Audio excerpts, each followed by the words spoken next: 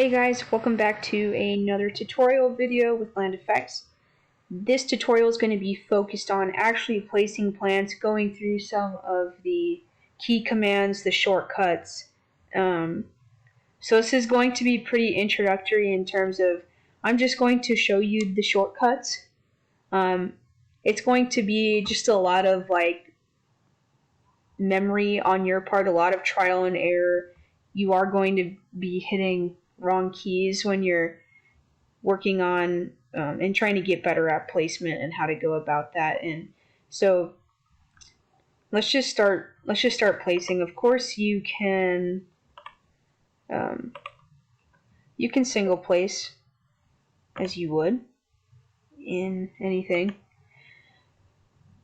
or I know everyone's familiar with copy and array. On the AutoCAD side of things, you can use copy and array the same way on the Land Effects side. So I would encourage you to keep it consistent and use the copy and array within the Land Effects toolbar. And then as far as some of the key commands, so I'm going to, again, select place so that my tree comes up to scale. And I'm going to press the letter K on our keyboard. And here the keyboard commands will pop up. So if this is going to be helpful for you to print off and tape to your desk or whatever, you should definitely do that. If not, just know you have to press K for this to pop up. So I'll go over what all these mean and how to use them. So we have the shotgun mode, so let's just go over that. So it says 1 through 0 shotgun mode. Okay, so what that means is you can use 1 through 0 on your keyboard and it will give you that number of trees or shrubs or whatever. So if you want 3, type 3. If you want 7, type 7. If you want 10, 0 is representative of 10. Okay, so that's what shotgun means. And if you don't say you want 5 plants but you don't want them configured in this way, keep hitting 5 until you get a configuration that you like. So that's how shotgun mode works. I'm not going to even place anything. And then I'm going to place this again. So Q and E is talking about going from the previous to the next plant. So you can see where my Desert Museum Palo Verde is. If I hit Q, it's going to go to the previous, which is my blue Palo Verde. And if I select or hit E, it's going to take me to the date palm. So this is my symbol for my Desert Museum Palo Verde. This is my symbol for my blue Palo Verde, and you can see now that that's highlighted. And if I select E twice, I'm going to go to my date palm, which is now highlighted. Okay, so that's what that means. And I'll select place again. I'll go back to here. Paint mode is where you can do really, really large scale mass plantings without really any thought given to it. So I'll start placing up here. And I'm going to hit T.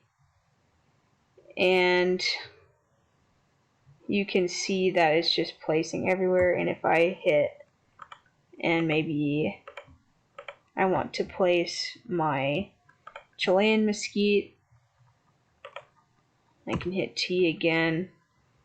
And just hover my mouse around and it will place large quantities without me really even needing to think twice about it. So if and you can see I got some overlap, so just be cautious of that. You may have to go in and do some tidying up, but it's a good way to kind of get that natural sort of forest vibe within, and it's a quick way to do really, really mass plantings and achieving that diverse look of plants within a large area. So that's how the T command works. If I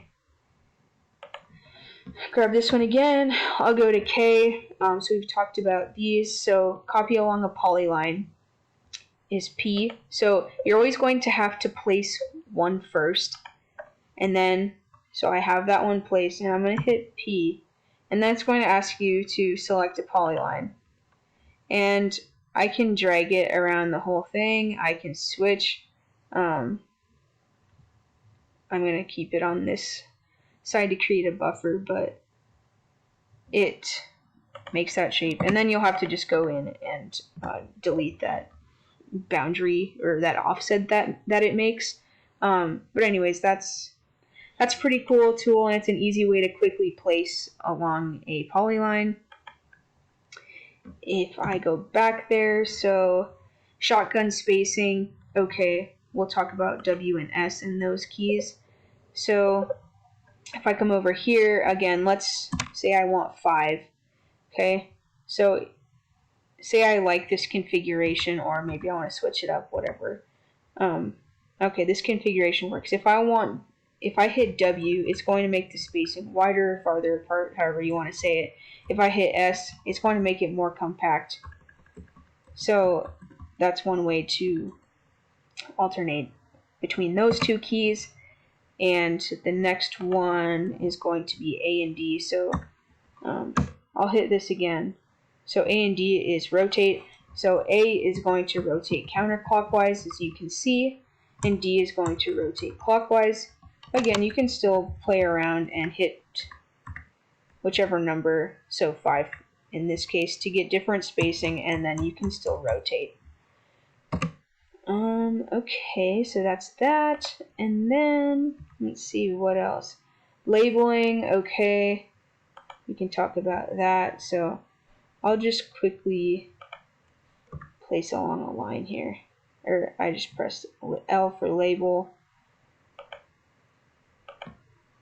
and then I get one parviflora or Palo Verde. Yeah, one Palo Verde, Parksinia, Florida. So that's one way to quickly label. I would say not to worry about labeling until you have like your entire plan done. But that's how you would go about that. And then we can go back here again. I don't use the X one, but V you can copy along a line, but I would venture to guess most of us use polylines anyways, so I'm not sure how helpful that will really be. But you can copy along the line, just press V.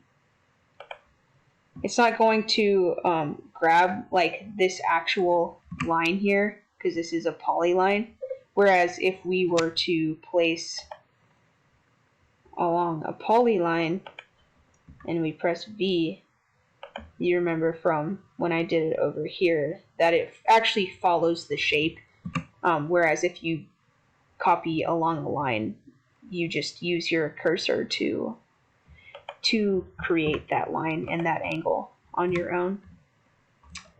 And then lastly will be the curve, I think. So yeah, we went through all of these. So C is to copy along an arc. So we can go here and place one, and then hit C. And then we can work within this arc. Press OK.